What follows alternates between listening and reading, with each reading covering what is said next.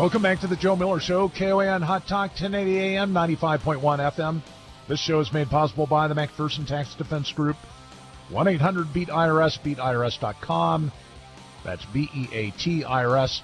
Serving Alaskans, Americans with 2 generations of tax defense attorneys since 1978. We're honored to have with us Pastor Carl Gallups, senior pastor of the Hickory Hammock Baptist Church in Florida, an Amazon Top 60 best-selling author.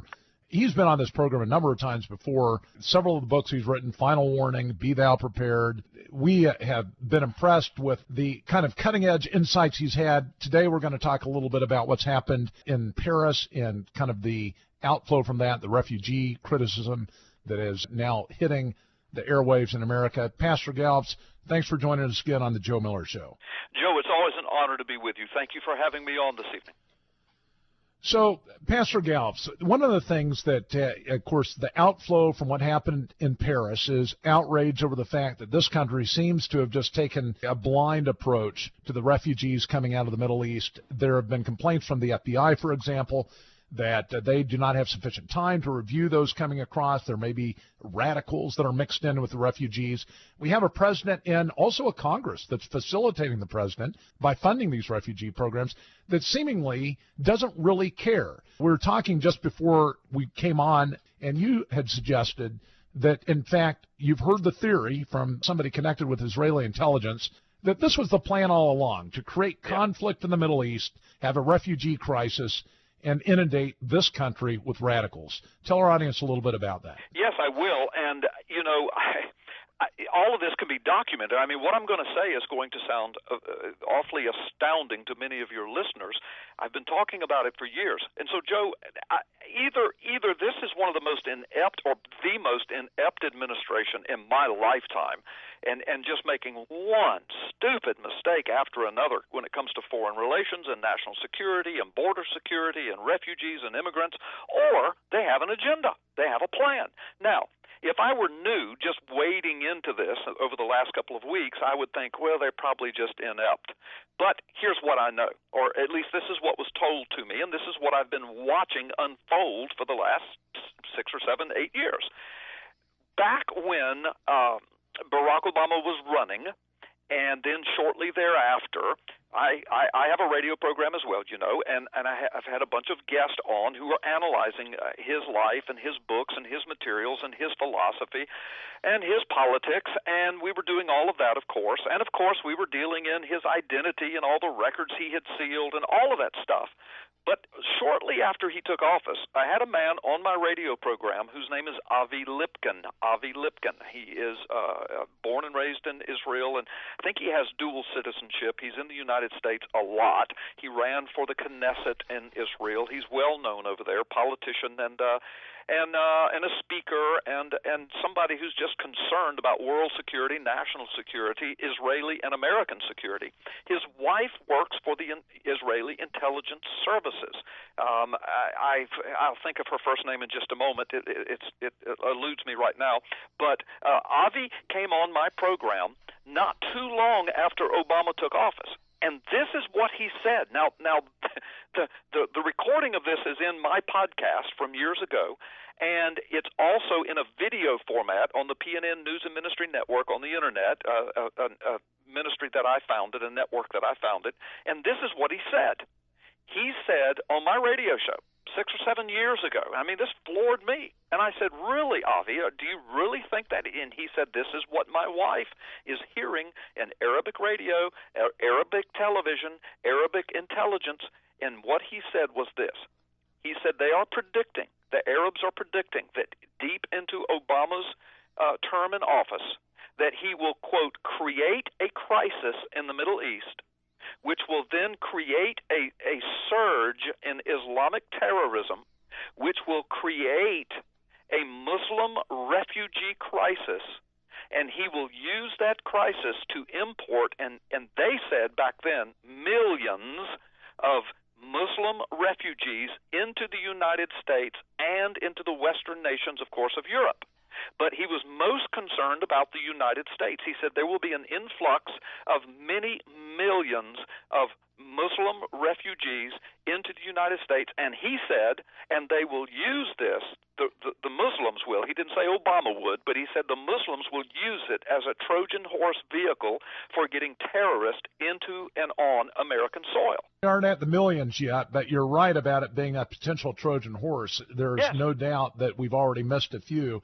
I guess what's extraordinary about this theory is that when you look back at what Obama did in the Middle East, where he effectively supported ISIS-linked groups to destabilize Assad. Anybody that has any type of expertise in the Middle East looks at this thing and says, I mean, what kind of idiocy would motivate such an action to destabilize that area? And there is a theory, Pastor Gallups, out there that, in fact, it's good for Israel to have a destabilized region to its north instead of one unified under a tyrant like Assad. I tend to disagree with that, although there's evidence that there's been efforts by Israeli intelligence to destabilize enemies by creating, civil-type unrest, civil wars. And, the more they fight amongst themselves, obviously, the less targeting they have of Israel. But certainly the impact of what Obama has done to the United States as far as opening up this refugee crisis and the West in general, it's undeniable. I mean, it's been catastrophic. Look at the numbers going into Western Europe now via Turkey, for example.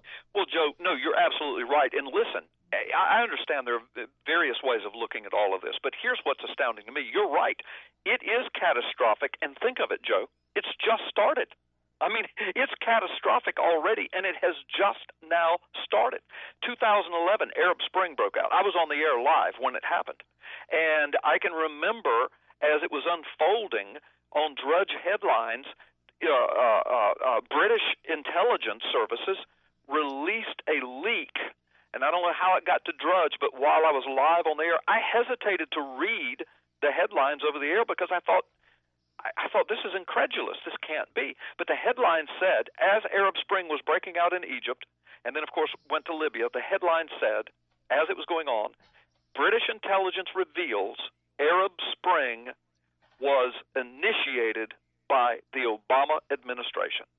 Well, I finally got up the courage to read that over the air and start talking about it. And as I suspected, people were calling the show saying, oh, I was a reactionary, I was, a conspiracy theorist. I said, I'm just reading the headlines of Drudge. Well, a few days later, Hillary Clinton and Barack Obama took credit for it. Took credit for it around the world as having been a part of initiating it.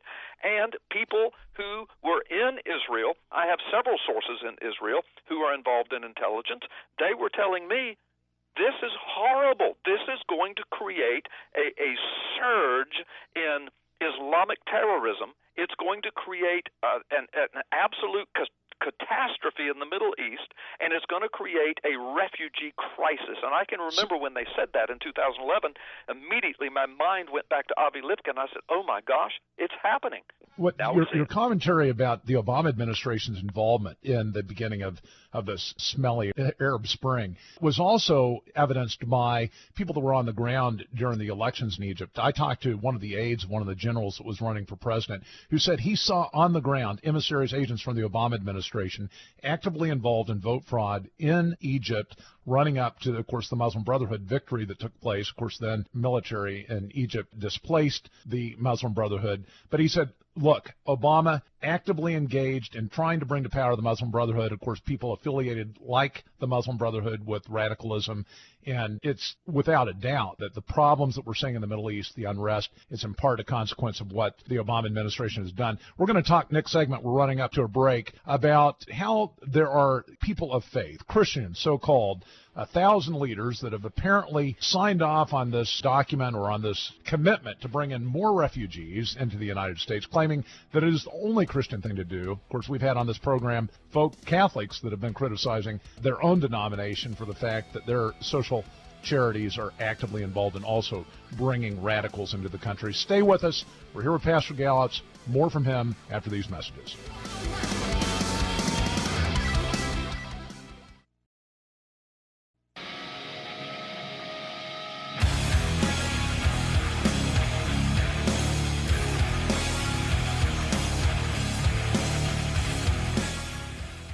Welcome back to the Joe Miller Show, KOAN Hot Talk, 1080 AM, 95.1 FM. We have on the air with us Pastor Carl Gallups, the senior pastor at Hickory Hammock Baptist Church in Florida, Amazon Top 60 best-selling author, wrote the books Be Thou Prepared, Final Warning, has been on this show before. He's a TV radio host, used to be a police officer, He's the founder of the Internet PNN News and Ministry Network and a member of the Board of Regents at the University of Mobile in Mobile, Alabama.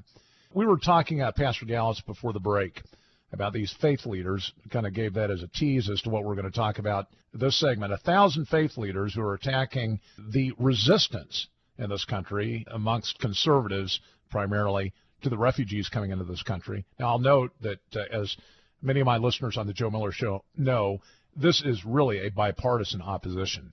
The majority of Democrats, majority of Republicans against illegal aliens, against uncontrolled refugees, against largely the refugee program. Their last month was a coalition of religious leaders, 1,000, who urged political leaders to stop the attack on sanctuary cities. Of course, those are the cities that give refuge to illegal aliens that would otherwise stand to be deported under federal law. It's my guess that the recent letter that just came out is probably signed by many of the same religious leaders that were involved with that letter on the sanctuary cities.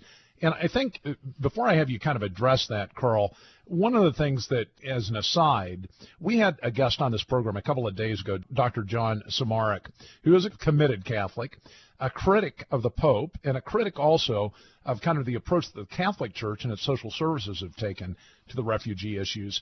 And he said that one of the leaders that he spoke with said that really Europe deserves what it gets with the refugee crisis because it has an inverse birth rate, and those that bear the children should be given possession of the land. Now, that's a paraphrase, but that's effectively what was said. I mean, that's just nonsense, and of course, I'm sure more nonsense is involved in the rationale that these 1,000 religious leaders used in the United States to suggest that we should just take a blind eye and let everybody who calls themselves a refugee in.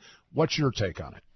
Yeah, well, listen, and you said it a moment ago, the vast majority of the American heartland, American citizenship, and is bipartisan, they want a halt to this. Now, listen, and I think their heart is similar to where my heart, how I'm going to express my heart, and that is this. Well, first of all, I'm unashamedly a Christian and a pastor, of course, but just as a patriotic American, here's the deal. I am all for legal immigration. Our nation was founded on the backs of amazing immigrants. We know that. They came here legally, they assimilated, and here we are. I get that. My folks came over as immigrants generations ago. But what we have here, people said, oh, what if we'd have turned away the Jews? But excuse me, this is a totally different scenario. First of all, our borders are broken now. Our immigration service is broken in that the laws are not being followed. Our legal immigration service. Now, on top of that, we now know, as we were talking in the last segment, we probably have a generated crisis going on. I mean, that's debatable, but it surely looks that way, seeing as how Israeli intelligence people that I know of predicted this 6 or 7 years ago, based upon what they were hearing coming out of the Middle East, that this was going to be ginned up, trumped up, and it was going to happen. And so now it is. Now, on the heels of what we saw happen in Paris, now we know what these refugees are doing. They're using this crisis as a Trojan horse mechanism for ushering their terrorist operatives into the Western nations to wreak havoc. And we know that ISIS brags about this, and they brag that they're going to do it in America, that they are doing it in America, and that they will soon attack America. Now, what sane person would not take a breath and take a good hard look at this, instead of just opening our arms and our doors and saying, I'm from the South, y'all come now here? I mean, who would do that in their sanity? I mean, first, we've got to take care of our own border crisis. Secondly, we need to use the laws that we have. We need to ramp up our own legal immigration system. Thirdly, we need to ramp up our vetting process. You have been hearing, and I have been hearing, we're both in media, we know that there are experts in our immigration services and in our federal law enforcement who are telling us that our vetting process stinks, and that we already have ISIS cells in all 50 states, hundreds and hundreds of known ISIS operatives in the United States now, and now we're going to import tens of thousands of Syrian refugees while ISIS is bragging in the Middle East that hidden among these refugees are even more operatives. And not only that, I mean, what people would be that foolish to support politicians that would allow that in view of what's happening in Europe right now?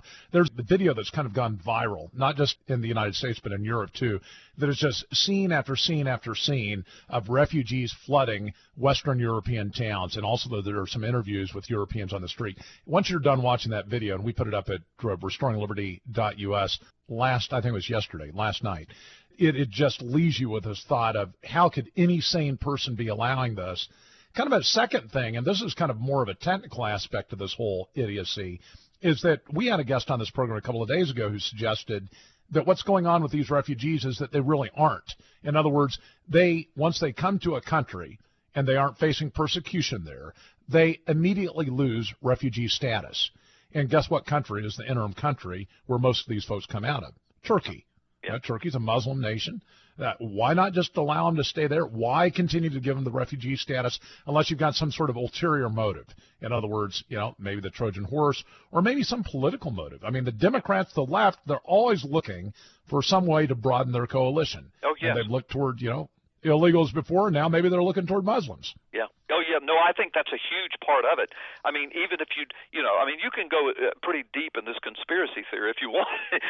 You can go all the way down to a Muslim overthrow of the United States, ushered in by Muslim sympathizers, or you can just back it up a few notches and say what you just said, which we know for a fact. We've heard various political operatives admit that they are attempting to use the broken border or the created broken border situation to bolster the roles of the Democrat voters.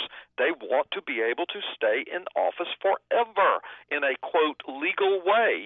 It's a drummed up illegal way, but that is a plan. We know that. So certainly this feeds directly into that. If in fact it's not something even more sinister than that, Joe.